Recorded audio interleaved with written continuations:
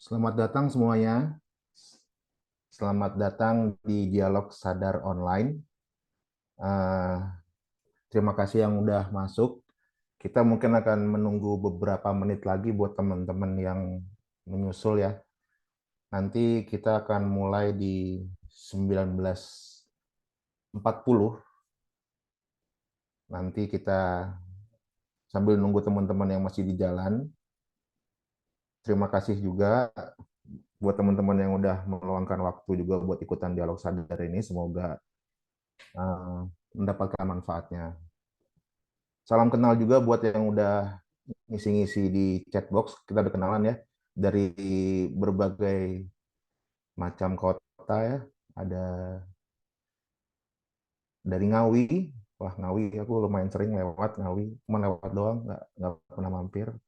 Mungkin next mampir. Dan dari Makassar juga, keren. Salam kenal semuanya. Ada yang dari Banjarmasin, Mbak Hesti. Salam kenal. Semarang.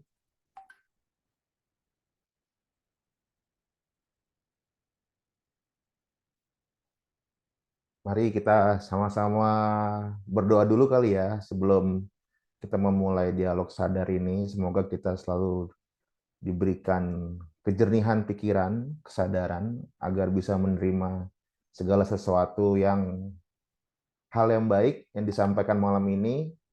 Semoga dapat manfaatnya. Berdoa menurut kepercayaan masing-masing mulai.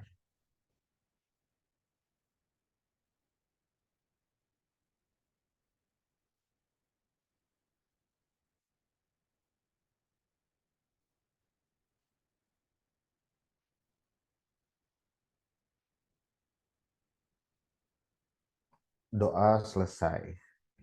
Terima kasih. Oke, boleh nih kalau misalnya mau dihidupkan videonya ya, biar kita saling mengenal wajah-wajahnya ya. Ada yang Pekanbaru, Mas Haikal, Mas Yoke di Semarang. Ada dari Malang juga. Wow, Malang. Aku kangen sekali Malang. Parah. Aku hampir lama banget di Malang. Kota yang menyenangkan.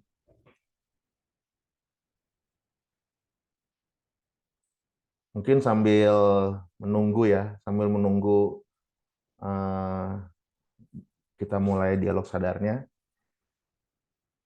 Kenalkan dulu, nama saya Ius Darmawan. Saya akan menjadi moderator hari ini. Moderator ngobrol-ngobrol biasa aja sebenarnya sih. Cuman bahasannya aja sih yang menyenangkan dan mungkin teman-teman jarang menemukannya ya. Karena berbicara mengenai eh, hubungannya antara manusia dengan alam ditinjau dari konteks ilmiah dan budaya gitu. Budaya Nusantara. Hari ini alhamdulillah aku ditemenin ngobrol sama narasumber favoritku. Ada Mbak Mira Sartika, seorang researcher ya mengenai human DNA dan juga yang membantu Sanustra dari sisi ilmiahnya, banyak membantu ya Mbak. Terus ada juga narasumber musisi favorit saya, namanya Mas Kunto Aji. Mas Kunto Aji, dua album terakhirnya buat aku sangat membuka hati banyak orang gitu, biar lebih jernih, Mas. Aku salut sama kalian berdua. Aku ngefans lah sama kalian berdua gitu. Eh, Oke, mungkin sebelum kita ngobrol-ngobrol sama Mas Kunto Aji dan Mbak Mira, boleh aku kayak akan memperkenalkan dulu mengenai apa sih Sanustra dan apa sih Ruang Tenang gitu. Boleh Pop di share screen-nya. Akan cepat aja kok ini, biar tahu konteksnya sebenarnya.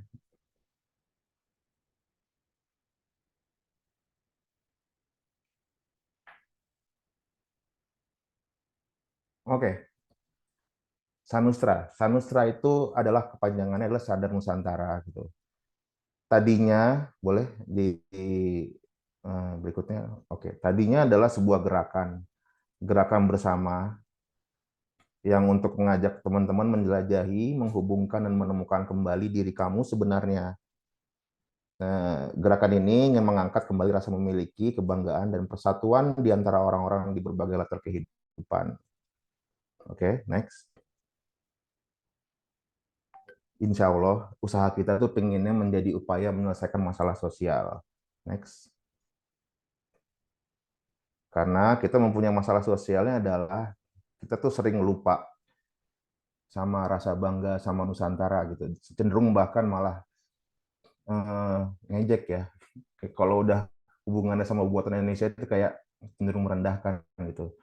Terus masyarakat Indonesia juga sering lupa sama cinta sama alam sehingga kebanyakan perilakunya merusak alam.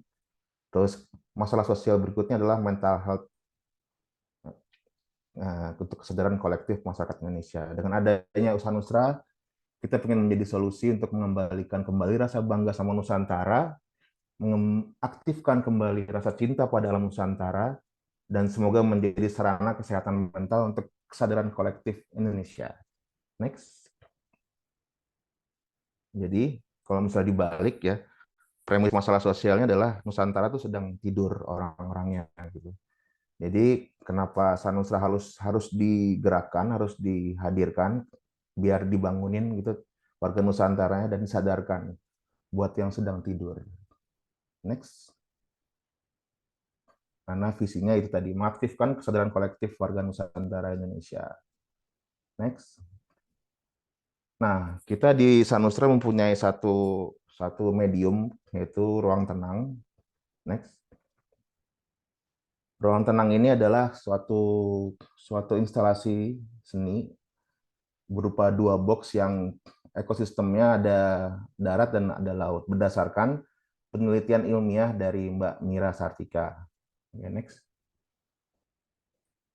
Jadi kalau misalnya bisa dibagi ya, Sanusra itu sebuah spirit atau ide dan gerakan, sementara ruang tenang itu produk konkretnya Sanusra di hadapan target audience.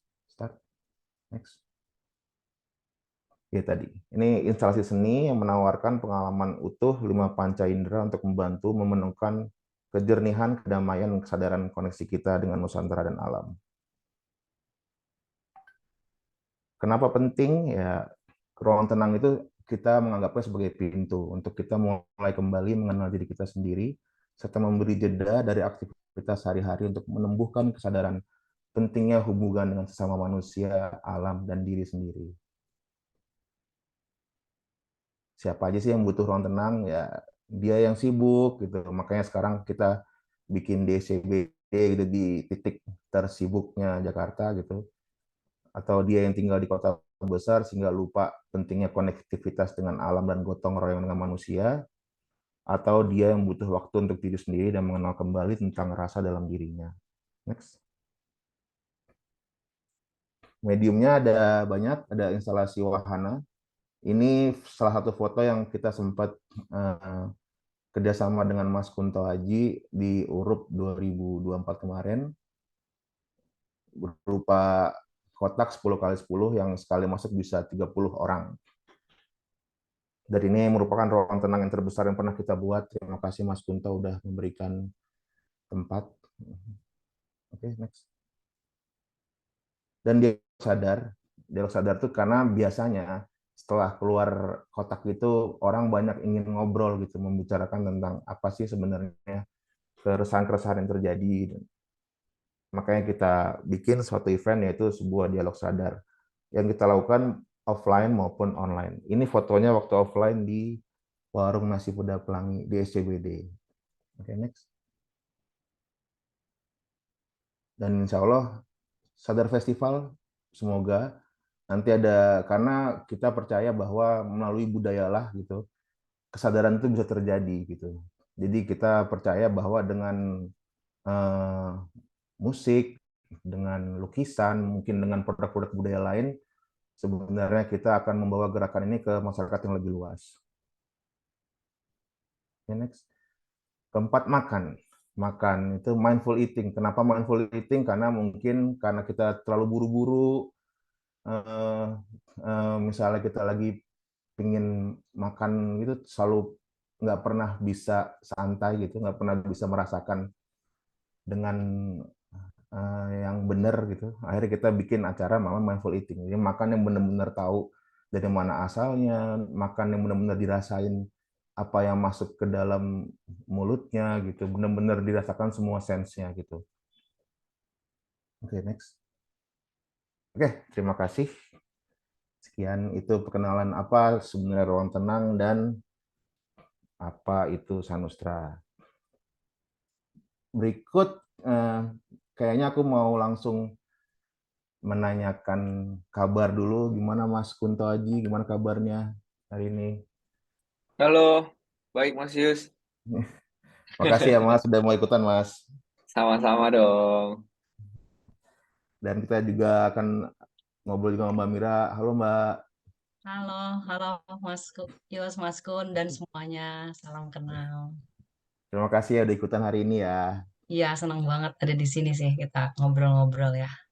Iya, hari ini sebenarnya ngobrol santai sih. Pengennya emang pengen lebih interaktif sama teman-teman yang hadir juga.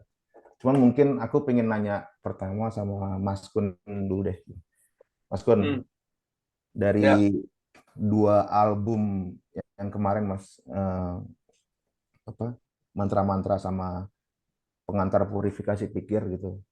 hmm, Aku kan ngelihat sebenarnya ini kan temanya kan rada ini Mas ya, berbeda sebenarnya dari sebelum-sebelumnya yang lebih ke cinta, apa hubungan ke antara mungkin yang dicintai gitulah. Sekarang begitu mantra-mantra langsung lebih dalam lagi Mas. Sebenarnya kamu tuh bikin itu untuk men-trigger kesadaran apa sih Mas sebenarnya gitu? Atau mungkin apa sih yang bikin kamu tiba-tiba bikin itu Mas mantra-mantra? eh sebenarnya triggernya adalah aku keinget waktu tahun 2013 itu aku sempat sakit, em, penyumbatan batu empedu. Mungkin penyakitnya ya apa ya? Penyakit orang tua sebenarnya. Penyakit orang tua yang eh, biasanya orang tua tuh di kelenjar batu empedunya tuh banyak batu yang dihasilkan dari kolesterol gitu. Nah, aku tuh bukan batunya banyak, tapi cuma batunya satu, terus dia nyelip. Jadi istilahnya kata dokter adalah kamu lagi sial gitu. Tapi itu penyakit apa? Cukup berbahaya, hampir diambil batu empedunya. Cuman aku menolak, menolak dan segala macam. Nah, proses penyembuhan itu menghabiskan banyak biaya dan aku merasakan itu kan sakitnya 24 jam ya, sakit 24 jam, nggak bisa tidur, nggak bisa makan, karena kalau setiap makan muntah, jadi harus diinfus. Jadi itu aku ada di titik eh, udah istilahnya apa ya? Udah di titik terendah lah. Istilahnya mau mau kalau mau die ya die aja gitu. Nah di situ di titik itu tuh eh, ketika aku keinget titik itu titik 2013 itu aku berpikir bahwa kalau aku meninggalkan dunia ini tuh apa legacy yang mau aku tinggal gitu. Apa legacy yang mau aku tinggalkan. Nah dari situlah eh, tapi semua semua tuh serba parah, serba kebetulan ya. Kebetulan itu juga lagi ada banyak masalah di keluarga, di rumah gitu, dan terus apa sempat ke psikolog gitu. Akhirnya kenal sama Bu Lisa, eh, salah satu psikolog yang Mas Yus juga pasti tahu, bagian dari Sanusra juga mungkin ya. Iya. Itu ya itu, jadi semuanya tuh berkelindan gitu. Sehingga aku ngerasa bahwa oh ini hal yang penting nih ketika membicarakan tentang kesehatan mental, karena di Indonesia juga masih sangat tabu ya pada saat itu ya, tahun 2018 tuh belum, 2017 2018 tuh belum belum ada yang ngomongin itu, apalagi di musik gitu. Terus ya udah aku ngeriset ngeriset sedikit sih, nggak yang gimana gimana, tapi paling nggak gimana cara menyampaikannya tidak tidak berlebihan sebagai bukan seorang profesional gitu. Terus gimana secara teknisnya, terus apa gimana pesan ini bisa nyampe ke orang-orang gitu. Dalam rangka memang aku pengen istilah meninggalkan sesuatu yang baik lah untuk pendengarku gitu. Jadi bukan sekedar lagu yang bisa dinyanyikan dan segala macam. Awalnya dari situ Mas Yus. Wow, keren. Terus ini Mas, aku sebenarnya hampir lupa nih. Kita sebelum, kalau misalnya yang mungkin teman-teman yang pernah ikut ruang tenang di offline, kita selalu punya ada apa ya kebiasaan gitu, bahwa kita selalu menyebutkan nama, terus selalu intentionnya apa untuk ikut di dialog sadar gitu, terus bilang I'm in. Boleh nggak Mas, kira-kira kamu menyebutkan intentionmu, terus bilang I'm in gitu. Contohnya gimana Mas? Jadi misalnya gini, halo, namaku Ius dari Jakarta. Intentionku hari ini adalah untuk bersenang-senang bersama teman-teman baru. I'm in, gitu sih Mas. Oh, oke. Halo, saya Kunto Aji. Intentionku malam ini adalah pengen belajar dari banyak orang, and I'm in. Welcome. Jadi Yeah. ketika seseorang bilang itu, kita akan bilang welcome, biasanya bareng-bareng gitu. Kalau Mbak Mira, Oke. boleh Mbak lanjutin Mbak intentionnya Mbak. Halo, saya Mira Sartika. Intention saya malam ini untuk sharing dengan teman-teman semua dan juga mempunyai teman-teman baru. I'm in. Welcome. Nah, buat teman-teman yang lain, karena lumayan banyak ya, boleh ditulis di chat box saja. Nanti ditulis, nanti Mbak Linda tolong ya Mbak formatnya, nama, terusnya niatnya apa, terus ditulis I'm in, gitu aja. Oke, sambil kita lanjut ya, kita langsung ke Mbak Mira deh. Mbak Mira, ini kan temanya sebenarnya mengenai apa sih hubungannya antara jagat kecil atau manusia dengan jagat besar gitu. Sebenarnya apa sih teorinya Mbak gitu? Mungkin teman-teman kayaknya perlu dikenalkan deh, karena memang ini sebenarnya kan penting ya buat semuanya untuk diketahui gitu Mbak. Iya, jagat kecil, jagat besar ya. Tapi sebelum saya ke yang agak-agak berat itu, saya mau nyambung dulu dari Kunto Aji tadi. Kalau Mas Kunto Aji itu 2013, sedikit itu saya 2020 Mas. I'm also collapse 2020 itu, saya Oh masuk ya. rumah sakit, ya 7 hari I cannot do anything. Jadi di situ juga ada kayak rejoicing ya, atau reinventing dari diri kita sendiri gitu ya. Jadi pengalaman-pengalaman itu saya juga sama pada saat pemulihan, juga pemulihan fisik dan juga pemulihan mental juga. I go to the psikolog juga Mas. Jadi tadi saya dengar Mas Kun juga, oh nggak beda jauh ya, cuma Mas Kun malah lebih dulu gitu. Saya setelah selesai semua, setelah kembali ke sini justru sedikit apa ya, sedikit depres gitu. Terus pertamanya sih hanya apa ya, insomnia. Saya nggak pernah insomnia, sebetulnya saya nggak pernah tidur malam gitu ya. Tiba-tiba insomnia 3 bulan, and I collapse. Jadi sometimes, jadi segala hal yang kelihatannya jelek pun ternyata gitu ya, membuatkan kesadaran yang baru dalam diri kita gitu ya. Jadi pada saat sakit itu saya menganggapnya Tuhan sedang mengapa ya, mengapa ya, menyadarkan saya kembali dan mengembalikan saya gitu. Jadi tapi memang dari situ kita ada kesadaran baru bahwa apa dengan tujuan kita, tadi kata Mas, tujuan baru untuk hidup kita, tujuan ini. Jadi dengan hal-hal yang paling nggak enak sekalipun itu Tuhan punya skenario gitu, dan itu selalu indah. Itu aja sih yang tadi ya kita sama-sama bisa petik Menarik, gitu ya. menarik ya Mbak. Jadi sebenarnya tadi aku nggak mau bahas yang sedih-sedih dulu, cuman Iya, jadi kayak gini sih. Pada akhirnya ini jadi sama juga sih, karena aku memulai ruang tenang ini juga dari ketika pandemi Mbak, bener 2020, ketika iya, bapak ibuku meninggal COVID itu kan. Jadi emang iya, iya, iya. ketika aku hilang tujuan untuk membahagiakan siapa lagi ya gitu, aku kosong gitu, tiba-tiba mendapatkan suatu pencerahan atau kesadaran untuk membuat hal seperti ini. Nah, ini jadi menarik nih. Kalau menurut Mbak Mira dan Mas Kunto, apakah memang harus seperti itu untuk mencapai kesadaran gitu? Harus ada sakit dulu gitu kali ya? Kalau menurut kalian gimana? Mbak Mas Kun dulu deh, Mas Kun dulu deh. Menurutmu gimana, Mas? Menurutku hidayah tuh datangnya caranya masing-masing ya. Cuman memang yang paling mudah itu kan manusia kadang ketika dia lost dalam artian dia merasa sedang berenang-renang di dunia ini, dia baru merasakan posisinya ada di mana tuh ketika dia ada di rock bottom. Ketika Iya. dia di bener-bener, karena aku pada saat itu aku 2013 itu ceritanya adalah aku ngumpulin duit selama 6 tahun di industri musik.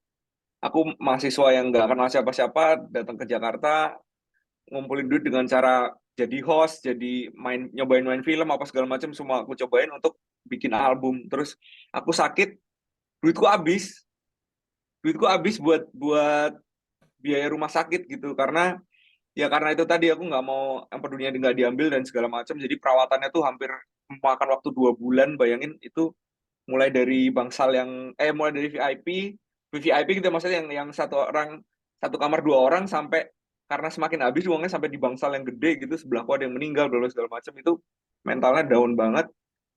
Terus ya akhirnya karena duitku habis, aku cuman bisa nge-record dan ngerilis satu lagu. Judulnya adalah Terlalu Lama Sendiri.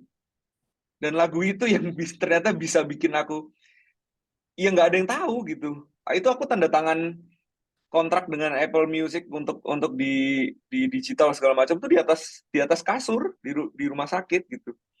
Ya, nggak ada yang tahu ketika aku dibanting ke bener-bener rock bottom, uang udah nggak ada, karir juga orang udah nggak ada yang inget, kesehatan juga nggak punya, bisa besok juga bisa mati gitu.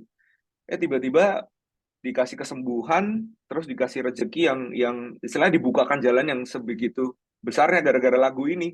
Kalau aku nggak dikasih sakit, mungkin aku bikin satu album dan mungkin nggak akan sebesar Terlalu Lama Sendiri gitu. Jadi ya itu sih, kayak ya mungkin hidayah itu datangnya macam-macam ya. Ya. Tapi paling mudah adalah dengan dikasih benturan atau tamparan yang begitu besar itu mungkin. Cuma sepertinya Mas Kun udah nerima Mas ya. Jadi kan ketika Mas Kun dapat eh, kondisi yang nggak enak itu, Mas Kun pasti kan ada mungkin sedikit, aduh gimana ya ke depan, gimana ya, ada kekhawatiran gitu. Cuman ketika sekarang Mas Kun bercerita, kayaknya emang udah nggak ada ketakutan lagi, udah nggak ada keresahan lagi ketika menceritakan. Karena aku takutnya tadi ketika aku nggak mau ke sana, takutnya trauma mungkin tiap ingat itu gitu Mas. Oh enggak sih, enggak Mas. Justru ya kalau misalnya orang bisa belajar dari cerita itu, ya aku justru seneng. Yang jelas aku dulu awalnya pada saat kejadian itu sih marah pasti. Marah Iya, sama Tuhan gitu, maksud Betul, kenapa sama. gini-gini segala macam. Iya. Ya ada sisi itu Iya, ya pasti ya.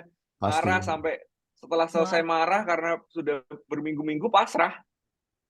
Kayak ya udah, kalau mau diambil ambil aja, udah nggak punya apa-apa gitu. Nah, ketika pasrah itu diangkat gitu ya. Kayak dibolak-balik, maha membolak-balikan hati ya kalau kalau kita di Islam dan di Muslim. Jadi ya emang ya udah, habis itu ya menjalani kehidupan ini, baik itu naik ataupun turun, ya emang harus apa, jejak, kayak bahasa Jawanya tuh jejak apa ya, Dijalanin aja Mas ya. nggak iya, maksudnya nggak seneng ya, nggak usah terlalu iya, iya, iya. Stop euforia. dulu. Iya, sedih juga ya udah, nanti juga akan lewat gitu. Jadi menjalani hidup lebih lebih tenang aja setelah itu. Kalau Mbak Mira gimana Mbak? Menurutmu Mbak? Jadi, kalau tadi ngelihat apakah kesadaran itu harus melalui hal yang sulit ya. Nah, aku cerita sedikit tentang evolusi manusia sedikit nih. Jadi kadang-kadang kita selalu Wah, ini. apa ya, maksudnya nggak, kalau pribadi soalnya sama kayak Mas Kunto, sama banget. Jadi eh, pada saat kita juga udah di bawah, tapi kita coba ke yang lebih besar sedikit. Kalau evolusi manusia, kebayangkan kalau nenek moyang kita dulu itu nyaman tinggal di gua gitu. Jadi nggak akan ada consciousness untuk membangun rumah atau juga membangun berikutnya yang lebih ini. Jadi pada kadang-kadang penderitaan itu adalah untuk mempush self consciousness naik lebih tinggi. Jadi nggak usah apa ya, kalau sekarang itu melihat mental health atau segala macam itu merupakan satu penyakit. Saya tuh sebetulnya ngelihatnya nggak seperti itu gitu. Itulah cara-cara Wow. alam ini untuk memberikan tantangan kepada manusia untuk menaikkan level of consciousness-nya gitu dengan berbagai Wow. macam cara. Hal-hal hari ini mungkin looks like mental health gitu ya, tapi mungkin beda dengan generasi kita, generasi sebelumnya juga generasi baby boomers. Jadi dilihatnya salah persepsi kalau menurut saya. Generasi sebelumnya melihat anak-anak sekarang itu have a mental health. Padahal itu adalah challenge baru yang harus mereka selesaikan gitu loh. Kita nggak bisa samain juga challenge yang kita lalui dan challenge yang generasi sebelumnya. Jadi mental health itu bukan sama sekali penyakit ya kalau menurut saya. Jadi don't treat the mental health itu as a disease gitu ya tadi.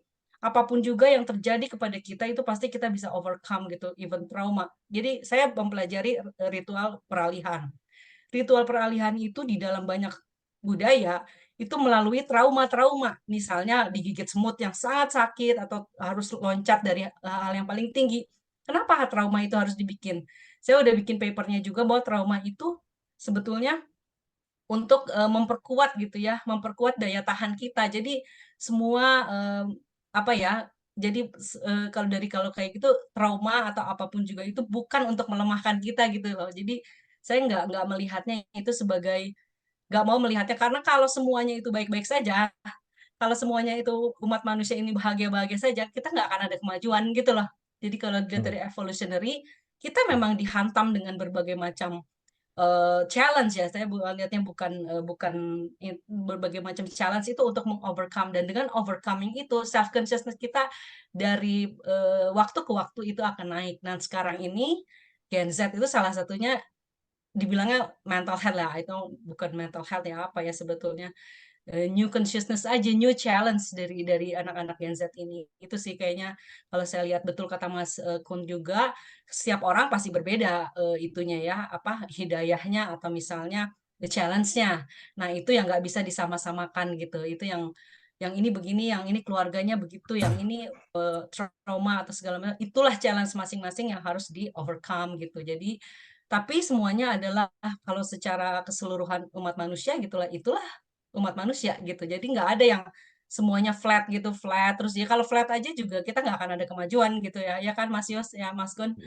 Nah, bentar Mbak. Aku mungkin teman-teman konteksnya ini belum ngerti nih. Jadi Mbak Mira itu S2-nya ngambil Ancient Historian ya Mbak ya? Iya ya, ancient history, Bener kan Ancient Historian, S3-nya ngambil genetik, bener ya Mbak ya? genetika ya. Nah, jadi aku malah tertarik mengenai tadi kamu bilang bahwa ini adalah merupakan sebuah siklus sih. Kalau kamu ngelihat sendiri itu, ini siklus yang berulang kah Mbak mengenai tantangan ini atau mengenai so-called mental health gitu Mbak? Sebenarnya bukan siklus yang berulang sih. Setiap generasi menghadapi challenge yang berbeda-beda. Tapi challenge akan selalu ada gitu. Misalnya pada sejabat baby boomers dia setelah perang kan keadaan dunia itu setelah perang. Nah, setelah perang itu beda lagi tuh healthy apanya semuanya. Terus X generation dia euforia setelah economic booming gitu kan. Dia baru economic booming. Nah, dia beda lagi tuh. Dia rebel dan segala macam. Millennial beda lagi. Nah, Gen Z ini sebetulnya different ages juga gitu yang sedang dihadapi. Jadi siklus itu selalu ada sih kalau saya lihat ya.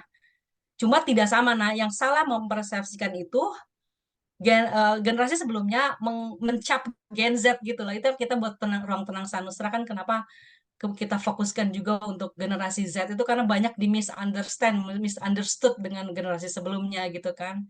Sebetulnya mereka menghadapi challenge-challenge sendiri yang generasi sebelumnya nggak ngerti gitu. Hmm. Jadi Itu aja sih. itu tantangannya berarti ya untuk yang Tantangannya generasi Z. buat dia dan kita harus mengerti, membantu gitu, bukan mencap atau mendiskreditkan gitu generasi ini gitu loh. Saya pikir saya sangat optimis ya Gen Z is quite apa ya maksudnya little bit perfect ya dia privilege generation gitu. Mereka mungkin bisa step forward karena lahir dari belum udah tidak ada perang terus di mana semuanya juga teknologi sudah ada terus pendidikan juga terjangkau di mana-mana bisa sekolah gitu kan mereka less sekali segala kesulitan dalam kehidupan ini. Jadi seharusnya consciousness-nya itu dinaikkan juga dengan challenge-challenge yang saat ini ada gitu ya, termasuk menghadapi AI, terus menghadapi global. Mereka yang paling pasti itu adalah menghadapi global world gitu kan. Itu yang kita mungkin zaman sebelumnya tuh tidak langsung berhadapan dengan global, sedangkan Gen Z ini semua tantangannya tuh global ya, sustainable development, terus climate change gitu kan. Jadi itu yang mereka tuh besar sebetulnya itunya. Makanya juga saya yakin gitu bahwa di dalam Gen Z ini karena semua privilege yang didapatkan, challenge-nya juga besar, and they have to do it, jangan didiskreditkan gitu itu aja sih. Hmm. Mereka harus menyelesaikan ini gitu. Ini eranya mereka gitu. Itu aja sih. Iya, kalau aku ngelihat Ini juga ya, jangan makin monggo, monggo, monggo. Kenapa Enggak, Mas? enggak. Enggak, Mas? Ini perlu dibikin video TikTok sih, Mbak. Pasti rame itu. Eh, Soalnya banyak yang soalnya kan banyak yang mendiskreditkan Gen Z kan dengan Hmm. apa permasalahannya, dan menurutku ini bagus banget obrolannya Mbak Mira. Iya, saya juga karena itu Mas Kun, saya sering lihat Gen Z, tapi saya langsung gitu ya berkomunikasi dengan mereka. Mereka nggak ini, dan malah mereka itu sebetulnya selalu mencari foundation dari sesuatu. Jadi karena mereka informasi semua mereka bisa dapatkan, whatever kesenangan, fun mereka bisa dapatkan, even money they can get easily gitu kan. Jadi bukan itu, mereka sebetulnya lebih filosofis, lebih fundamental, apa yang mereka cari itu lebih itu gitu. Saya sangat wah, jadi kalau kita berbicara tentang satu, bukan apa ya, universal thing gitu ya, mereka pasti menerima gitu. Jadi Gen Z itu beda banget itunya, pendekatannya gitu, bukan nah, bukan lagi yang apa ya, permukaan. Sebetulnya mereka lebih deep karena all information mereka punya kok, apa yang enggak gitu kan. Tapi mereka butuh sesuatu makna gitu, yang kata Mas Kun itu tuh, maknanya itu yang harus kita masukkan ke eh, dalam itu ini dirinya menarik. masing-masing. Ini menarik sih Mbak. Jadi tadi ketika Mbak Mira bilang generasi Z itu justru malah lebih philosophical, aku Mm. setuju tuh. Karena Ya aku kan, kan? aku setuju. Aku nggak tahu nih, aku pengen tahu dari Mas Kunto sih. Karena justru ketika aku main sama Ardito gitu ya, aku kan nemuin banyak teman-teman yang Gen Z gitu. Justru Ya. mereka ngomongin filosofis itu malah nyambung. Itu kayak wow. Umur berapa? Umur 21, umur 20. Mas Kun Iya. ngerasain hal yang sama nggak sih, Mas? Follower-followermu, Iya, Mas, gitu, iya, Mas. iya banget. Di ya bayangkan aja di usia muda mereka tuh sudah memikirkan soal sustainability, soal ya karena isu climate change itu kan mereka sudah dipaparkan dari muda gitu, dan apa mereka adalah bagian dari solusinya gitu. Tuh. Jadi ya mereka memikirkan itu dengan sangat ini, dan apalagi generasi mereka itu kan gizinya bagus ya. Jadi Ya, Hmm. eh ya tapi nggak tahu sih kita kalau di Indonesia, tapi yang jelas stuntingnya seharusnya udah lebih baik ya gitu. lebih Jadi baik. lebih Iya. baik ya Mbak ya. Jadi mereka sudah di istilahnya otaknya sudah berkembang dengan bagus, jadi mereka sudah sangat kritis, sudah ada Betul. hal-hal ini. Jadi bahkan aku sendiri gitu mungkin ada beberapa hal yang misalnya terlalu ini juga kadang diingetin juga sama mereka gitu. Mungkin apa ya, kayak misalnya membahas ya soal kesehatan mental kan sensitif banget ya. Aku menyadari itu, makanya aku juga selalu ngobrol sama beberapa teman psikiater dan psikolog gitu. Untuk ini aku pantas gak ya ngomongin ini dan segala macam gitu. Dan followersku pun paham itu. Jadi ya gimana anak-anak SMA kuliah gitu sudah membahas kesehatan mental kan, itu kayaknya dulu aku masih Jauh main banget ya kita. PS gitu. Iya, masih masih Main masih basket. senang-senang gitu. Iya, kok bahkan ada pendengar album Mantra Malta tuh ada anak SMP gitu yang wah seberat apa sih masalah mereka, tapi kan kita nggak bisa ngejudge kan gitu Ya, karena Betul. orang beda-beda gitu. Jadi ya gitulah. Jadi ya sebenarnya bagus, hal yang bagus kan ya Mbak ya, maksudnya mereka jadi kritis dan segala macam. Ya tantangannya memang berbeda, mungkin tingkat stresnya betul. lebih tinggi, tapi Iya, mereka mungkin mereka adalah solusi dari permasalahan society ada. kita sekarang gitu. Betul. Oke, berarti kita bertiga udah setuju ya, Mas Kun sama Mbak Mira. Gen Z adalah sebuah potensi untuk menjadikan Potensi. generasi Indonesia 2045. Bener ya? Harusnya Iya, gitu ya, harusnya ya. Nah, banget. cuman melihat perkembangan sekarang, Mas, aku ngelihat di TikTok gitu ya. eh, Mereka lebih mengenal budaya Korea, lebih mengenal budaya Amerika, lebih bahkan yang miris kemarin ditanyain ibu kota Semarang, jawabannya Kalimantan. Ditanyain ibu kota Semarang, jawabnya Jambi. Itu wow, itu berarti ada lepas gitu, ada kayak apa diskoneksi informasi gitu. Menurut Mbak, cara-caranya apa sih Mbak? Since mereka adalah generasi harapan kita gitu, buat biar menjadi generasi baik. Kira-kira upaya-upaya apa sih yang kita mesti lakuin dari aku, dari Mas Kun, mungkin dari Mbak sendiri gitu menurut Mbak Mira gimana? Pertama-tama sih ya kayak budaya Korea atau budaya itu sih era ya permukaan ya hive aja gitu hive kalau aku sih lihatnya itu hive kita juga dulu pada zamannya ada hive tertentu gitu tapi kedalaman dari anak-anak Gen Z ini belum tentu semuanya Korea. Coba kita tawarkan dengan hal-hal yang lebih fundamental lagi, lebih kayak Mas Kun ini kan dengan musik-musiknya yang lebih dalam lagi, atau banyak juga mungkin tarian-tarian yang budaya-budaya Indonesia yang diangkat, mungkin mereka akan lebih apa lebih bangun lagi gitu ya. Karena saya sendiri ada beberapa duta budaya yang memang kalau di mereka suka dengan Korea, tapi mereka juga akan lebih senang menarikan tarian daerahnya gitu. Jadi ini karena hanya sistem sih menurut saya sih sistem kayak tadi anak-anak nggak tahu di Jambi atau ibu kota Kalimantan dan segala macam itu juga sebetulnya pendidikan di sekolah ya itu lebih ke sistem Hmm. dan juga bukan nggak bisa disalahin mereka tidak mau belajar gitu kan memang mereka sekarang fast itunya ya saya yang agak bukan menyesalkan tapi itu sedikit yang mereka segalanya semua serba sekilas gitu loh kayak lihat apa namanya video di Instagram tuh apa namanya yang short short video itu jadi mereka kurang lama menyerap segala sesuatunya gitu memang dibutuhkan untuk duduk seperti ini gitu Mas mendalami segala sesuatu itu kekurangan Gen Z kalau menurut saya ya jadi kalau bisa diisi di sekolah-sekolah atau di sistem yang ada itu duduk bersama Gen Z gitu mereka jangan informasi kan semuanya sekilas buat mereka. Mereka juga belum tahu itu artinya setiap informasi itu apa. Jadi ada acara dialog-dialog seperti ini gitu itu sangat dibutuhkan. Makanya lihat aja sekarang yang datang atau ke ruang tenang Sanustra. Semuanya kan banyaknya Gen Z kan, Mas? Iya, iya. So they really need it sebetulnya, cuma nggak ada tempatnya gitu loh. Itu tempat ekspresi, tempat mereka bisa duduk dan mendengarkan apa yang menjadi apa yang mereka cari. Saya rasa itu sih yang harus kita persiapkan sih. Saya Oke. sebagai lebih tua ya sedikit gitu kan, itu yang harus dipersiapkan buat mereka. So we can sit down dan kita bisa banyak talking. Itu mereka yang kurang itu deep talk. Jadi deep talk, they should. Oke. Dan mereka sangat Ya. menyukainya dibanding generasi kita sebetulnya anak-anak Gen Z ini lebih menyukai untuk pembicaraan yang dalam gitu ya. Oke, Mbak. Kita Short attention span-nya. balik ke tema awal. Jadi Oke? caranya oke menyediakan tempat. Cuman yang aku pengen Mbak sampaikan ke teman-teman adalah sebenarnya ruang tenang itu kan memakai cara ruang tenang dan Mas Kun sebenarnya. Mas Kun udah memulai jadi Mas Kun pernah cerita sama aku dia sebenarnya udah membuat ini Ya. sebelumnya gitu di suatu video ini kalau nggak salah film biru kalau nggak Mas ya kalau nggak salah ya. Iya, iya. Ya, Yang jadi mana? yang mengenai apa yang Five Sense itu idenya Mas Oh, konser.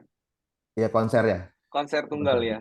ya konser tunggal. Jadi sebenarnya Mas Kun maupun Mbak Mira maupun aku juga mempunyai satu metode yang sama bahwa untuk merubah kesadaran seseorang adalah melalui panca indera gitu dan hubungannya antara DNA budaya dan alam semesta. Boleh nggak Mbak Mira sampaikan sedikit gitu biar teman-teman tahu gitu Mbak.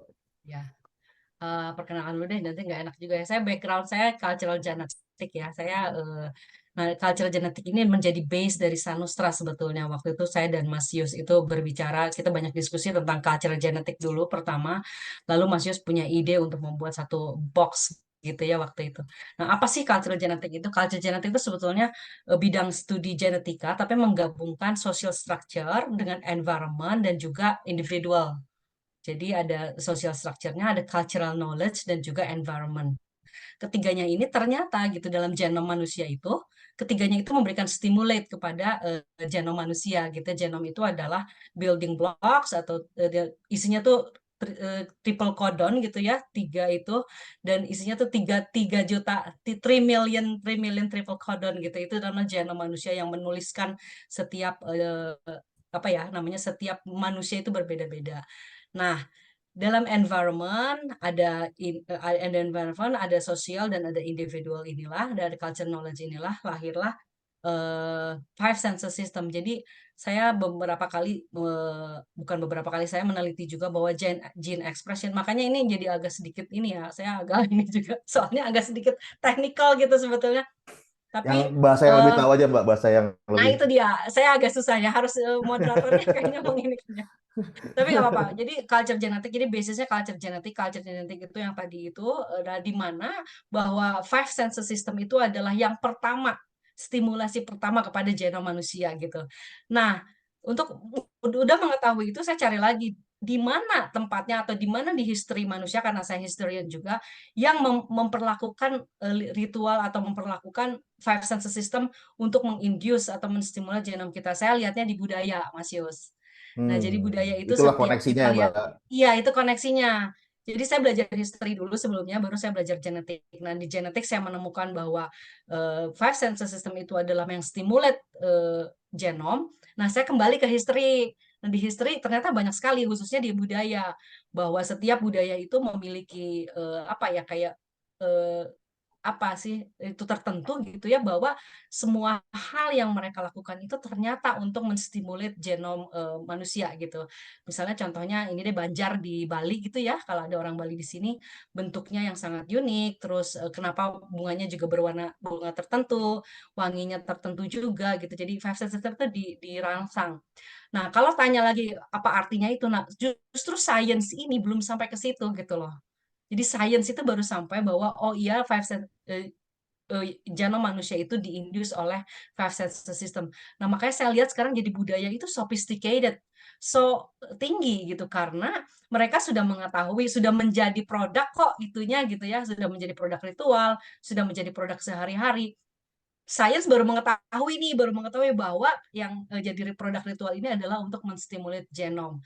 Nah, atas kesadaran itu, saya juga menemukan bahwa akar budaya manusia itu akhirnya kembali ke environment kan. Environment yang menciptakan manusia atau habitable untuk manusia itu dari waktu ke waktu itu hanya dua gitu ya Mas Yus ya. Sea Hmm. environment dan land environment. Jadi dari dua karakteristik ini baru saya menemukan bahwa sepanjang sejarah manusia, peradaban pun karakteristiknya either sea environment atau land environment. Nah, pada saat itu kita sama-sama dengan Mas Yus, kita keluar dari semua meditation atau ritual-ritual yang ada, bagaimana menciptakan atau menemukan satu tempat gitu ya untuk mengembalikan kesadaran gitu ya Mas ya. Hmm. Jadi waktu itu kesadarannya adalah, Mas, yang pertama kali kita balikin aja deh manusia-manusia ini kepada environment-nya, aku bilang, karena itu adalah akar budayanya. Oke, itu Ya menarik kan? ini, Mbak. Ah, Menarik ini, Mbak. Aku pernah mendengar podcast kamu, Mbak, mengenai kesadaran sama dengan budaya. Bisa dijelasin nggak sih, Mbak? oh Budaya. ya, jadi kan sebenarnya apa ya, di dunia ini banyak juga budaya itu sangat susah banget diartikan gitu loh. Mereka sangat abstrak gitu. Budaya itu abstrak. Budaya itu apa sih? Budaya itu apakah nyanyian, apakah tarian, atau budaya itu apa? Nah, makanya pertama kali saya belajar tentang budaya itu yang mau saya cari adalah definisi dari budaya itu sendiri gitu ya. Nah, budaya itu ternyata berbeda dengan produknya gitu ya. Jadi ada product of culture, ada culture itu sendiri gitu. Culture itu adalah self consciousness connection between human and environment gitu. Jadi akhirnya ketemu Oh, di situ. oh budaya itu Jadi malah ya. iya, budaya itu kesadaran manusia, koneksi kesadaran. Karena satu-satunya yang membedakan manusia dengan spesies lain itu adalah kita tuh berbudaya. Berbudaya itu berarti kita memiliki koneksi terhadap lingkungan dan terhadap alam ini juga, kesadaran itu yang sebetulnya jadi budaya. Nah, dari kesadaran itu baru lahirlah berbagai macam produk sesuai kebutuhan manusia gitu ya. Ada misalnya belief, juga ada struktur sosial gitu, ekonomi, politik, baru bawahnya itu semuanya kesadaran. Tapi Hmm. produknya ini, produk yang sudah sangat kompleks itu baru lahirlah peradaban gitu loh. Oke. Nah, jadi peradaban sama budaya itu beda. Budaya itu jiwa dari peradabannya, sedangkan peradaban itu seluruh kompleks produk dari budaya, itu baru lahirlah peradaban. Itu kira-kira itu sih, ini. Nah, kalau di KKI, Kongres Kebudayaan Indonesia kemarin, jadi kita menyimpulkan sama-sama bahwa budaya itu adalah daya dari budi, dan yang budi yang berdaya gitu. Maksudnya gimana tuh, Mbak? Budidaya. Jadi daya dari budi, the power of budi body. Jadi budaya itu sangat-sangat abstrak, bukan kekuatan. Daya dari budi itu kekuatan kita berpikir kan, kekuatan kita berperilaku, dan menjadi budi dari daya gitu. Oke. Jadi menjadi kekuatan untuk kita menjadikan sesuatu menjadi peradaban yang lebih baik gitu. Jadi itu bahasa Indonesia yang bagus banget sih. Jadi waktu itu di KKI, maklumat pertama itu hasilnya adalah budaya adalah daya dari budi dan budi dari daya gitu. Jadi Oke. 2045 kalau teman-teman tahu tentang Indonesia emas, jiwanya itu itu. Itu Oke. sudah dicanangkan di Kongres Kebudayaan Indonesia 2023 kemarin. Daya dari budi dan budi yang berdaya. Oke, gini Mbak, berarti kamu narik narik ke keseharian nih Mbak.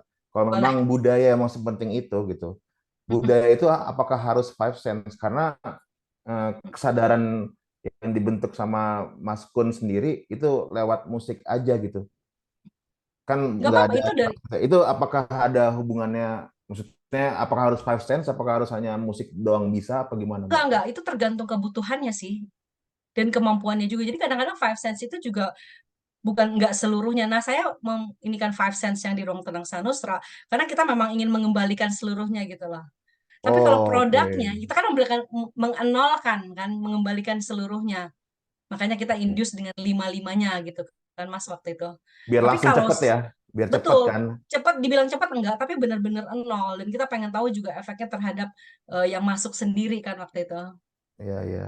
Buat Ih, teman-teman yang belum ngerasain gitu, Mas Kun sama Mbak Mira udah ngerasain masuk ruang tenang, mm-mm. rasanya rasanya gimana Mas Kun? Mas Kun dengar suaranya sendiri dia, jadi ini belum pernah ngerasain yang pohon ya Mas. Iya nih. Aku juga Hari belum belum pernah jadi. coba yang pohon. Wah ini oke oke. Ini udah mulai banyak pertanyaan nih, kayaknya aku mau buka buka sesi Boleh, pertanyaan. boleh. Nah, Ya kita lebih coba. baik tanya jawab aja, nanti aku ngomong Ya yang ya ya aneh-aneh ya. jadi makin nggak jauh lagi ya nggak Mas Gun? Ini oke oke. Aku mau ngambil pertanyaan. Ini ada yang bagus nih dari, aku baca dari chatbox ya, dari Bunga Islami. Waduh, Bunga Islami. Berkaitan dengan isu yang dibahas, saya juga menjadikan lagu Rehat sebagai sumber penciptaan naskah, sehingga pertanyaan saya, apakah sebenarnya bangkit dari keterpurukan, atau dalam hal ini bangkit dari mental yang tidak sehat akan selalu membutuhkan orang lain, atau sesuatu yang lain dari luar diri, ataukah bisa bangkit dari diri sendiri? Nah, Mas Kun, ini karena ini menyangkut lagu Rehat, Mas, monggo Mas Ya, jawab. Depannya doang lagu Rehat ya, pertanyaannya pertanyaan klinis berat. Boleh dua-duanya, bentar Mbak Mira Oke, boleh kalau jawab. kalau aku nangkap pertanyaan adalah apakah kita bisa melakukan self healing kan, maksudnya seperti itu. Iya, iya, iya. Mungkin ya Iya, Kak. iya itu ya. Eh, ya sebenarnya ini ranah yang apa ya, kalau berkaitan dengan mental health apalagi sudah mencapai ke apa eh, mental illness, itu sudah pasti harus ke profesional gitu. Aku pun ketika aku bikin album ini, salah satu misinya adalah untuk membuat orang itu ke tenaga profesional tidak tidak menjadi tabu gitu. Karena sebelum sebelum album Mantra-Mantra keluar kan, aku merasa pada masa itu ya, maksudnya ke psikolog pun orang takut gitu, takut dibilang gila lah, takut ya. apa gitu. Bahkan orang orang nggak tahu bedanya psikolog dan psikiater kan gitu. Itu aja masih belum tahu gitu. Dan ya banyak hal lah. Terus memberi informasi bahwa eh, kita tuh punya psikiater yang bersertifikat, apa istilahnya, profesi itu cuma 1.000 untuk 200 juta penduduk Ya. di Indonesia gitu. Jadi mereka tuh sebenarnya kewalahan gitu. Jadi makanya hal-hal yang bersifat alternatif itu juga dibutuhkan. Dan alhamdulillahnya Indonesia tuh kaya banget. Bener nggak Mbak Mira? Iya Yang berkaitan betul. dengan kesehatan mental kita tuh, budaya kita tuh udah punya punya wisdom, punya Preventifnya. iya, udah banyak banget yang bisa kita gali ke budaya kita sebenarnya gitu. Jadi ya itu sih, kalau dibilang bisa apa enggak sih kita tidak bergantung sama orang, menurutku kesehatan mental itu tidak akan bukan sesuatu yang sembuh gitu loh. Tapi kita tuh kayak akan selalu, masalah ada terus gitu, dan Betul. kita harus selalu memelihara state kita di state sadar State of tadi, di state mind-nya ya. sadar. Iya, state of mind-nya harus benar, dan itu kan butuh butuh kesadaran terus menerus untuk kita bisa menghadapi masalah-masalah baru itu gitu. Jadi menurutku datang ke profesional sangat penting. Tapi kalau misalnya kamu merasa kesulitan, oh, negara kita kita punya BPJS, walaupun tadi ya, BPJS tuh itu tadi hanya 1.000 psikiater untuk Teaternya 200 ya. juta. Iya, Iya. jadi mungkin agak sedikit ribet, tapi kalau misalnya sangat ini sekali ya, banyak alternatifnya seperti meditasi mungkin ya, bahkan ada yang bisa menemukan menemukan apa istilahnya, terapinya dari Luka. olahraga, dari kegiatan journaling mungkin apapun itu. Jadi sebenarnya semua hal dicoba aja sebenarnya kalau menurutku ya. Tapi kalau memang benar-benar udah ini profesional adalah yang paling paling utama, tetap harus dicoba. Ya.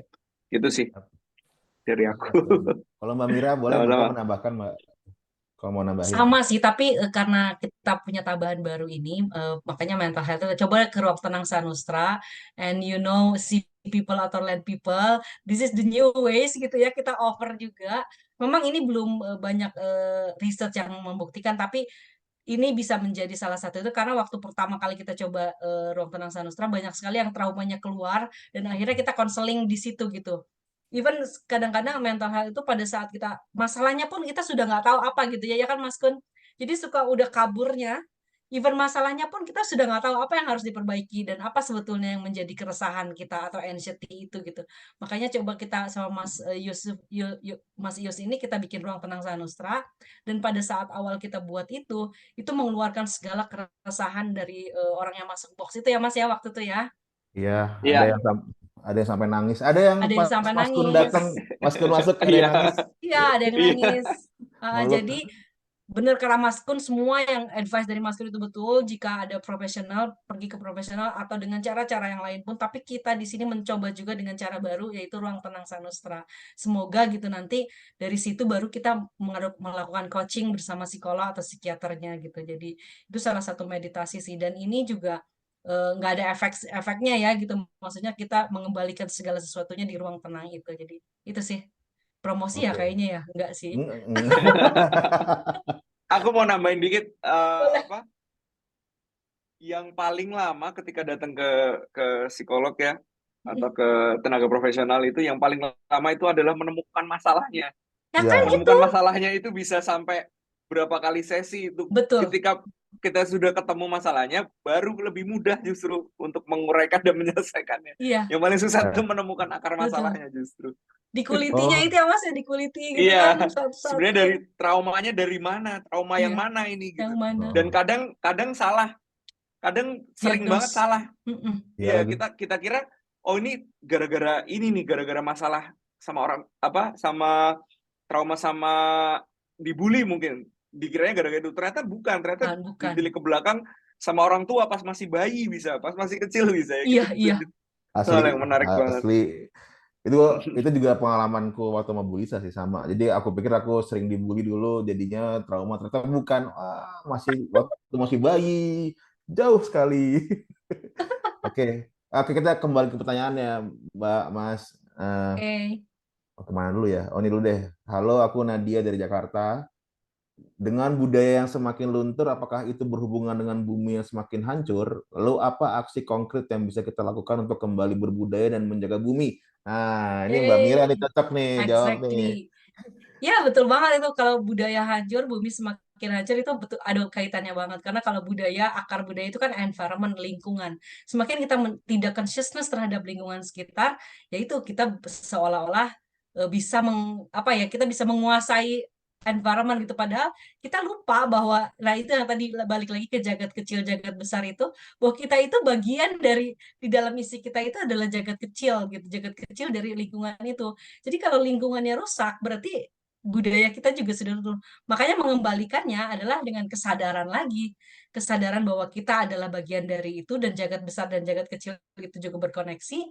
Ya, makanya salah satunya itu ruang tenang ini mengembalikan kesadaran paling tidak dengan environment dulu deh. Karena kesadaran dengan manusia atau dengan yang lain itu mungkin banyak ya, tapi dengan alam itu kadang-kadang kita kayak take it for granted gitu ya. Kita menerima aja gitu. Ada laut, ada pantai dengan indah. Padahal itu semua yang melahirkan budaya, yang melahirkan cara kita berpikir, yang melahirkan cara kita berperilaku gitu. Jadi kalau itu semua tidak dijaga, ya kita ini sekarang adalah climate change dan segala macam. Jadi kita losing mungkin anxiety dan mental health. I think salah satu triggeringnya itu adalah rusaknya environment. Environment yang Oh, tidak sehat itu akan memasukkan apa ya kalau di dalam stimulate kepada pemikiran atau pemikiran-pemikiran manusia itu menjadi tidak sehat juga gitu. Jadi marilah salah satunya adalah kita duduk sebentar, ingat akar itu budaya kita sendiri gitu ya. Baru pernyataan kita yang sangat kuat tuh Mbak tadi Mbak. Maksudnya mental health itu gara-gara environment. Aku pikir kan Oh ya, dari, less or more. perorangan gitu, Mbak. Enggak, no, no, no. Itu pas itu kan besar juga kan efeknya dengan segala macam apa ya, disastrous gitu. Saya pernah nulis juga buku tentang jadi PBB saja United Nations saja menyatakan bahwa bumi ini sedang dalam keadaan tidak baik-baik saja gitu, dalam krisis, multidimensional crisis. Nah, mereka nggak apakah tidak sadar bahwa multidimensional crisis yang ada di environment ini akan masuk ke dalam manusianya itu sendiri kan? Wow. Oke. Kita nggak sadar itu orang stimulate dari diri kita itu adalah Oke. environment gitu kan, kesannya kita tidak berkaitan dengan hal itu, ya enggak lah gitu. Jadi adanya mental health, adanya semua, makanya kita mungkin lebih kena kepada Gen Z gitu ya, atau generasi yang lebih muda, karena mereka tidak pernah mendapatkan justru yang environment yang lebih baik yang seperti kita dapat dulu gitu mungkin ya. Jadi mereka menjadi impact sekaligus juga menjadi solusi gitulah. Jadi mereka yang kena dampaknya sebetulnya dari environment yang hancur ini, tapi mereka juga yang harus bangun untuk menjadi solusi gitu. Itu sih Mbak, kalau aku saya. mau nanya lagi, Mbak. Ini pola berulang nggak Boleh, sih, Mbak? Sebenarnya budaya berulang luntur, sekali, berulang budaya sekali. So, luntur, climate change alam is not hancur, just one time in human budaya history, it's luntur, alam happening hancur gitu. Berulang nggak? happening all the times, happening Wow. all throughout human history. Jadi ini bukan satu yang baru gitu ya, kita kena climate change. Jadi tapi challenge. Jadi sebenarnya ada apa ya? Kayak balancing dalam alam ini sendiri gitu loh ya, Mas. Jadi selain kita tidak kalau kita tidak merusaknya, alam pun yang akan menjaganya gitu loh. So either way aja, kamu yang menjaga atau aku yang menjaga gitu. Yang jaga Atau kalau aku alam hancurkan kamu dihancurin gitu ya, loh. dihancurin kan sama alam dar Iya, di reset if in, lagi ya. if in betul di riset lagi kembali. Jadi ya kita mau pilih yang mana? Sebenarnya peradaban hanya dua sih. Kita Wow. menjaga itu semua atau kita dianjurkan oleh alam seperti ya ya kalau dulu sih namanya Atlantis or Lemuria gitu ya. Mereka adalah Wah. peradaban-peradaban yang Oke. ceritanya dihancurkan atau secara mitos gitu ya kayak Zeus itu kan Poseidon gitu. Tapi itu adalah satu kayak hints atau apa ya namanya sign untuk umat manusia bahwa yang mana yang kalian pilih jika kalian bisa berhasil menjaganya ya bersama-sama kita akan sustainable gitu. Tapi jika enggak ya tetap they gonna take it over gitu ya, Mother Nature akan take it over gitu. Itu aja sih menurut Ya. aku. Oke, lanjut ke pertanyaan berikutnya. Makasih Mbak Mira, makasih Mas Kun. Ini sekalian minta izin Semoga Mas ngerti ya. untuk memakai lagu tersebut untuk tugas akhir saya. Wah, tuh Mas minta izin Mas lagunya. Aman, silakan. Boleh Eh, dikirim tugas akhirnya kayak apa hasilnya, pengen lihat juga. ya, oke. Ini pertanyaan buat Mas Kun nih kayaknya nih. Ingin bertanya dari lagu Jernih yang ada di album baru Mas Kun, itu kan tentang memaafkan kesalahan orang lain. Apa Mas Kun punya pengalaman serupa jadi bisa menulis lagu tersebut? Atau Mas Kun punya cara untuk berdamai orang lain yang bisa di-share? Terima kasih. Kayak gitu. Loh, loh. Waduh, sama-sama.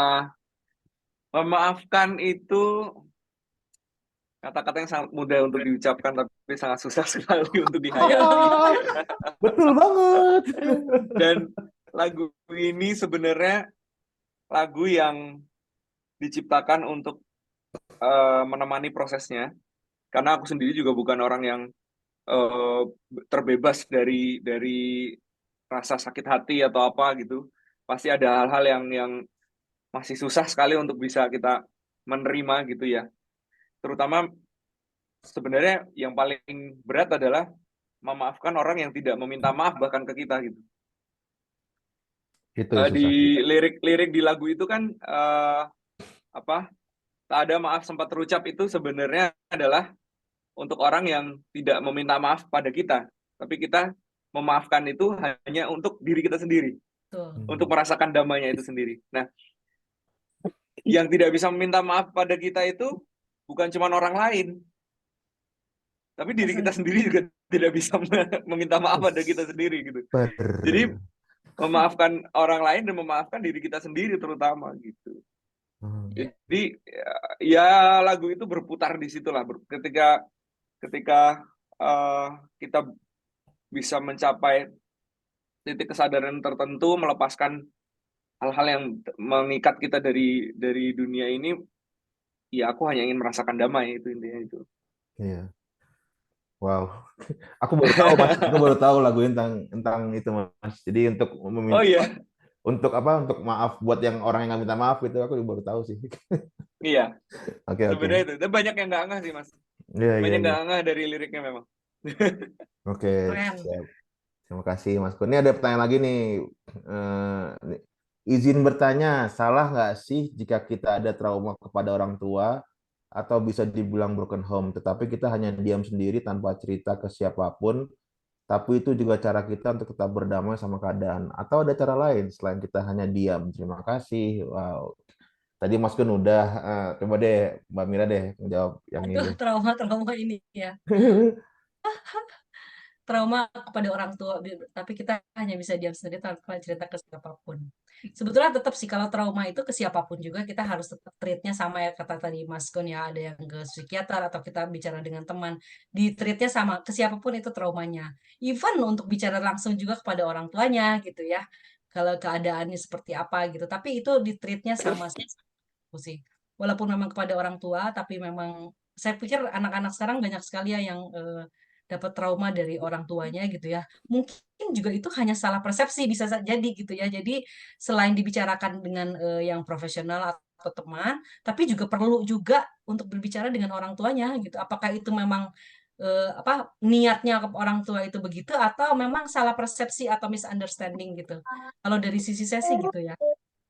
Kalau trauma Oke, kepada orang tua itu sangat sangat harus hati-hati soalnya bukan itu ya. Jadi lebih baik pertama mencari pertolongan yang paling terdekat, baru harus dibicarakan kepada orang tua karena selama-selamanya akan apa ya terikat dengan orang tua gitu ya. Jadi nggak bisa kalau misunderstanding itu harus diluruskan gitu dan apa yang tidak disukai dan apa yang itu lebih baik dibicarakan sih kalau menurut saya itu. Tapi tetap dengan cara handlingnya sama boleh juga mencari profesional atau juga berbicara dengan teman-teman atau dengan cara berbagai macam cara journaling gitu ya kalau trauma treatmentnya sama. Itu sih dari saya silakan Mas Kun kali ada advice, other advice. monggo Mas Kun. Kalau tadi pertanyaannya adalah merasa bersalah, sebenarnya ya nggak perlu merasa bersalah sih. Maksudnya aku sekarang aku ngerasain ya jadi orang tua ternyata susah banget gitu. Maksudnya Ya, kita tidak akan pernah siapa yang ngomong nih aku lupa.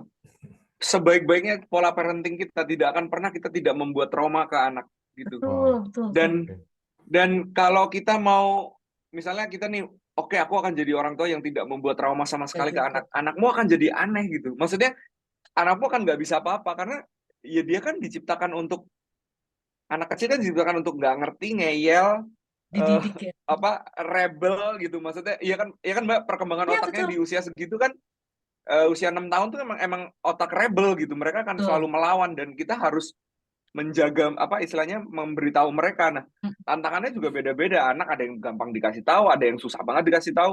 ya, Nah, kita namanya Tahu kita banget. manusia juga kan, ya kan kita manusia kan kadang juga ada sisi ininya juga. Nah, saya juga mendisiplinkan anak-anak saya juga ya dengan cara apa memanusiakan mungkin sedewasa mungkin menganggap mereka setara dengan kita apapun yang kita lakukan parenting sebaik apapun pasti bisa menimbulkan trauma itu yang jelas yang perlu Iya juga disadari sih. bahwa tadi benar kata Mbak Mira bahwa eh, belum tentu mereka bermaksud seperti itu gitu loh. Jadi ya lagu Jernih itu juga untuk memaafkan hal-hal seperti itu karena mungkin mereka tuh nggak sadar kalau mereka mereka membuat Betul. trauma itu atau mereka melakukan yang menurut mereka terbaik gitu.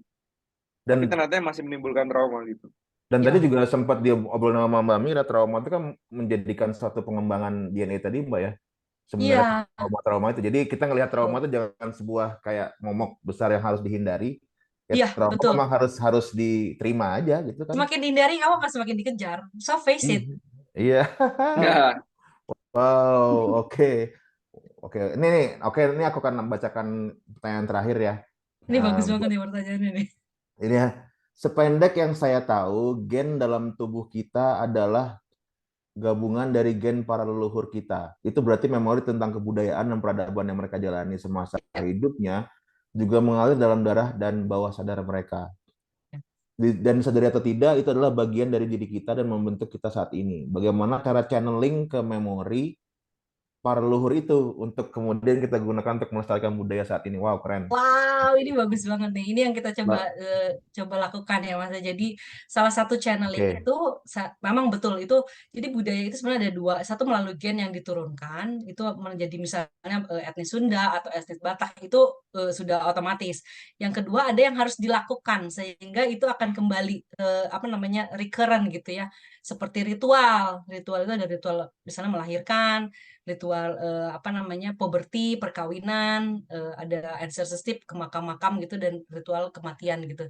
Nah, inilah 5 ritual ini yang saya sedang riset ini yang bisa mengembalikan memori itu ke dalam gen kita gitu. Jadi kita harus mengexperience atau mempunyai pengalaman yang sama seperti nenek moyang kita supaya channeling di situ gitu. Jadi kalau ini Hmm. Hesti di Banjarmasin pasti deket banget tuh, misalnya kebudayaan sukunya apa gitu Dayak. Nah, ikutin aja segala itunya ada. Walaupun bukan maksudnya aktif di dalam society-nya ya, tidak harus juga ikut ritualnya, tapi aktif ada kegiatan apa itu ikuti aja. Jadi memang harus di-experience oleh badan salah satu channeling itu, channeling memory. Makanya saya sedang mau riset tentang ritual rite of passage ini, ritual peralihan supaya bisa ditransformasikan kepada experience tapi zaman sekarang gitu loh. Tapi kalau untuk melestarikan dan untuk channeling, saya hanya sarankan ikuti saja kegiatan kebudayaan di lingkungan atau di society di etnisnya Hesti sendiri. Dan di situ baru akan channeling otomatis secara tidak sadar gitu ya dengan memori-memori dari para leluhur itu gitu. Pasti orang apa sih suku-suku Dayak itu lebih jagoan kok tentang kebudayaan gitu ya. Saya pikir itu salah satu caranya gitu. Dan itu memang bisa mengembalikan. Jadi kalau di genetik itu namanya epigenetik. Jadi transmission behavioral epigenetik gitu. Wow. Coba ya. Oke, gila. Keren banget nih, Mbak Mira. Nah, ini ada pertanyaan terakhir nih, kasihan kalau nggak dibaca ini sama Harus dong, harus. Imron Rosadi. Saya ingin bertanya, siapa sebenarnya yang salah antara Gen Z karena kurang memiliki kepedulian terhadap budaya, atau orang tua dari Gen Z yang memang tidak mengenalkan budaya dengan baik sehingga mereka tidak tertarik lagi dan memiliki kepedulian terhadap budaya. Nah, yang orang Mas Kun berarti yang jawab. Coba Pasti Mas yang Kun. jawab orang tua. Yang Siapa susah yang salah, Mas? dikasih ke aku.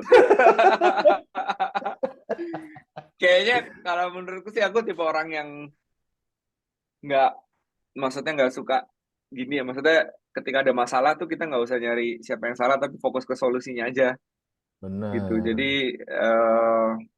ya ada beberapa hal yang kita perlu tahu masalahnya ada di mana ya. Tapi ketika ini udah jelas nih apa hasilnya akan seperti apa. Oh, aku mau nambahin dikit sih Mas. Enggak, Mas. Sorry, yang tadi Mas Ius bahas video-video itu yang ibu kotanya salah, bla bla segala macam. Kalau menurut pendapatku ada dua hal tuh. Yang pertama, memang sekarang tuh budaya apa ya, konten dan segala macam itu sedang menuju ke arah istilahnya apa ya? Anak-anak Gen Z itu pengen dibego-begoin gitu loh, justru malah. Pembodohan, Maksudnya Mas ya. mungkin ada beberapa mereka itu kan sangat sangat konten sekali gitu, Ya, sangat-sangat konten gimana banget. caranya bisa viral, gimana Viral. caranya bisa banyak views. Oh, yang banyak views tuh yang kelihatan bego, ya mereka ngelakuin itu gitu. Jadi nggak ada tujuan apa sekali, hanya ingin melakukan itu. Itu satu. Bisa jadi mereka nggak bego beneran gitu. Yang kedua adalah Iya. tadi seperti Mbak Mira bilang bahwa sekarang kan era informasi kan sangat hyper ya. Ya. Dan menurutku beberapa Gen Z itu memiliki privilege untuk memilih mana yang jadi prioritas untuk mereka ketahui gitu. Nah, Jadi ada beberapa yang mungkin gue anak IPA kok, bodo amat lah IPS apa, pokoknya ya, gue nggak hafal dari presiden, negara. nggak hafal negara-negara, bodo amat lah. Ada juga yang seperti itu, tapi mereka excel di bidang lain gitu. Oh. Nah itu perlu jadi pertimbangan juga bahwa nggak seburuk itu sebenarnya gitu. Ya kalau yang buruk justru terlihat dari generasi yang stunting gitu. Itu sudah jelas buruk. Tapi kalau yang seperti ini masih abu-abu, butuh di riset lagi untuk emang Ya, mereka benar-benar nggak tahu atau dua hal itu tadi gitu. Tapi yang jelas Gen Z itu punya privilege untuk memprioritaskan mana yang karena sedari kecil kalau kita dulu mungkin apa penjurusan itu baru di kuliah ya. Kalau sekarang tuh kayaknya sudah penjurusan sudah sedari awal, dan itu Ini menurutku mungkin. malah bagus ya Mbak ya. Maksudnya di negara-negara yang sudah maju itu juga sudah Ya, dilakukan gitu. Bahkan yang pengen jadi tukang pun, tukang secara profesional itu juga ya. dari awal juga sudah ada pendidikannya gitu dan emang pekerjaan yang profesional gitu. Jadi ya ini perkembangan zaman aja sih gitu. Mm-mm. Jadi kitanya juga sebenarnya sebagai generasi yang lebih senior tuh juga jangan ojo gumunan gitu. Kalau orang Jawa bilang jangan jangan heran dan jangan kaget Ya, juga gitu. bener. Jangan terlalu reaktif lah gitu. Ya, Kita perlu menelaah lagi gitu. mm, Itu sih. betul banget. Siap. Terima kasih Mas Kun, jawabannya keren Mas. Sama-sama. Mantap. Berarti ini ada pertanyaan lagi Mbak, mau Nah, ini ditanya. bagus nih. Nggak apa-apa, bacain aja, Mas. Nah ini kamu yang Mbak jawab, ini susah nih soalnya. Nggak Kalau juga. dari evolusi manusia, challenge kan digunakan untuk tumbuh maju menuju perubahan yang positif. Kemudian sekarang ada isu climate change, digaungkan lagi back to the root sebagai solusi dari climate change. Ketika kembali ke akar, apakah artinya kita kembali ke peradaban sebelumnya atau mengalami kemunduran atau gimana gitu? Oh, keren juga nih Mbak Octavia, mantap Mbak. Iya, nih. Monggo Mbak. Iya. Ini makasih banget ya Octavia Hartantia. Ini pertanyaannya bagus banget. Setiap saya bicara tentang culture, orang bilangnya kita harus kembali ke zaman yang lama ya Mbak ya gitu. Padahal bukan itu maksudnya. Makanya culture itu dibedakan menjadi consciousness dan product of culture. Jadi produknya itu yang lama. Produknya yang bisa kita ganti dengan berbagai macam gitu ya. Tapi kesadarannya ini yang kita bawa ke depan. Jadi kalau digunakan lagi back to the roots. Nah, roots-nya itu sebetulnya bukan product of culture, tapi consciousness kita balik kepada kebudayaan dan environment gitu loh. Nanti kita bisa membuat peradaban baru, produk-produk culture baru. Apa AI itu bukan product of culture? Iya Apa juga, teknologi itu juga bukan hasil dari budaya? bener juga, Jadi bener kalau bener. saya Bener. agak lucu kalau ada yang mau benturkan budaya dengan teknologi. Tunggu dulu, saya bilang. Apakah teknologi itu bukan lahir dari satu consciousness ke manusia Iya. gitu? So we don't have to be afraid dengan semua kemajuan yang ada. Itu adalah produk dari budaya dan kita pergunakan sebagaimana mestinya gitu loh. Itu Wow, aja. wow, wow, wow, Mereka itu keren, hanya keren. tools ya, tools, dan kita bisa ciptakan, kita bisa hancurkan lagi. Seperti zaman dulu belum ada roda, tiba-tiba ada roda terus ada mobil, terus maju lagi gitu kan. Itu semuanya produk dan kemajuan dari consciousness kita gitu. Jadi kembali kepada roots itu bukan kembali ke masa lalu, bukan mundur ke peradaban lama, tapi mengembalikan sebetulnya lebih ke consciousness kita, kesadaran kita dalam membangun keseluruhan kehidupan manusia ini gitu ya. Jadi nggak lagi misalnya apa ya namanya menghidupkan bumi, semuanya diambil resourcesnya dan dihancurkan, terus menyingkirkan juga atau menggenocide misalnya suku-suku di pedalaman. Nah, nggak lagi seperti itu gitu. Itu lebih ke consciousness. Tapi produknya di peradaban yang baru itu bisa berbentuk apa aja, termasuk teknologi gitu ya. Jadi jangan Yes. dibenturkan budaya dengan teknologi. Oke, terima kasih Mbak Mira, terima kasih Mas Kun. Ini aku pengen banget baca pertanyaan lagi, cuman mohon maaf waktu juga yang memisahkan kita ya. Cuman sebelumnya aku pengen ngajak ini dulu buat teman-teman kemarin yang belum Ya, sempat datang ke Urup gitu ya. Kita akan sharing sedikit meditasi kecil-kecilan melalui video. Komen buat teman-teman kalau ada yang punya headset pakai headsetnya, atau kalau ada yang punya speaker Bluetooth boleh di setel lebih agak kenceng karena ini akan melibatkan paling nggak 2 dari sense kita. Semoga setelah melakukan ini menjadi lebih tenang. Monggo Poppy di setel videonya.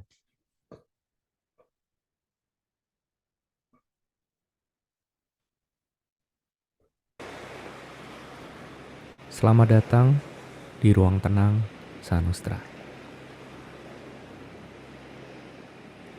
Segala prasangka bahwa kamu tak pantas berada dimanapun atau sebaliknya. Kamu kewalahan karena mencoba melakukan terlalu banyak. Sejenak, luruhkanlah. Temukan ketenangan, kamu aman. Bernafaslah, fokuskan diri pada tiap udara yang kamu hirup dan kamu hembuskan. Dengarkan detak jantungmu, ajak pikiranmu merasakan, ajak hatimu merelakan. Bebaskan diri dari kegelisahan yang selama ini mengganggumu. Lepaskan dan kamu merasa lebih ringan.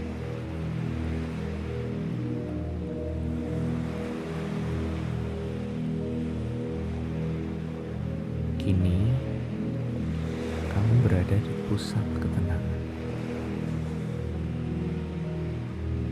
Kamu nyaman, kamu damai. Dengan mata tertutup, temukan titik tengah antara alis dan dahimu. Bernafaslah lebih dalam.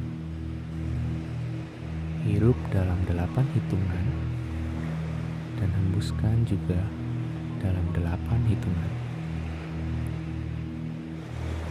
Jika ada wajah-wajah yang kamu temukan di pikiranmu, pandangilah mereka satu persatu. Sayangi mereka jika mereka membahagiakanmu. Maafkan mereka jika mereka menyakitimu. Jika wajahmu sendiri yang kamu lihat, sayangi dirimu sendiri lebih dalam. Maafkan dirimu sendiri atas segala kegagalan yang pernah terjadi. Rasakan ruang di hatimu menjadi lebih besar, lebih utuh, lebih penuh dengan cinta dan rasa damai. Terimalah bahwa hidup kadang berjalan tanpa hambatan, tetapi kadang di luar kendalimu. Tersesat lalu menemukan, jatuh kemudian bangkit. Apapun yang terjadi, hiduplah, menyalalah.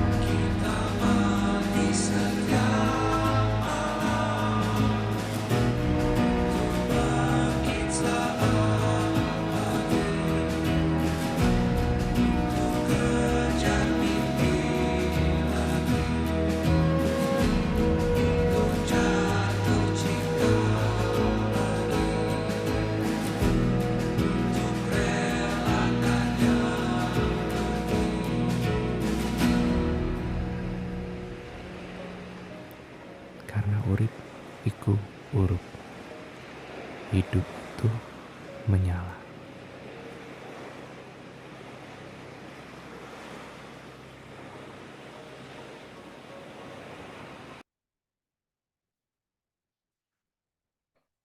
Oke, sesi meditasi kecil-kecilan selesai.